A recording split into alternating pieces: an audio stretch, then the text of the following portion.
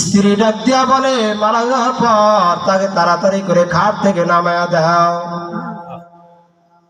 তার গায়ে থেকে বড় দামি দামি তোষক ওই গায়ে থেকে সরাইয়া তারে পাতলা একটা খাতা তার গায়ের লাথে দিয়ে দিবে। বড় লোক মানুষটা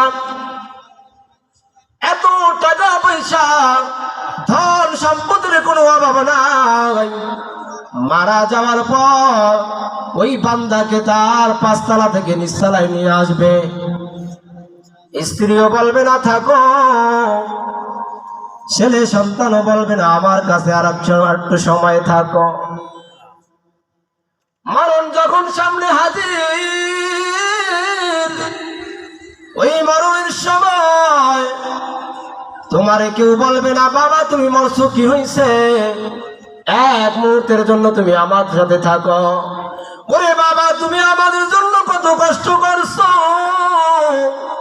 দুনিয়ার জমিনে মাথার গাম পায়ে ফেলাইছো, রৌদ্রের মধ্যে পুড়ে বৃষ্টির মধ্যে ভিজে কত কষ্ট করেছ, কামাই রোজগার করে যাইবা জমিনের ব্যবস্থা করেছ।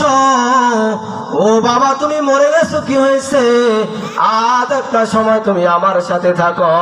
কোন স্ত্রী বলবে না ও স্বামী এত কিছু তুমি আমার জন্য করেছ, আজকে তো মরে গেছো, কি হয়েছে, আজকে তুমি একটা ঘন্টার জন্য হইলো আমার সাথে থাকো। কোন মা ডাক্তার বলবে না সন্তান আজকে তুমি মরে গেছো, কি হয়েছে, ওরে বাবা একটা রাত্রের জন্য তুমি আমি মায়ের কাছে থাকো। কোন মাও বলবে না, স্বামী স্ত্রীও বলবে না, ছেলে সন্তানও বলবে না।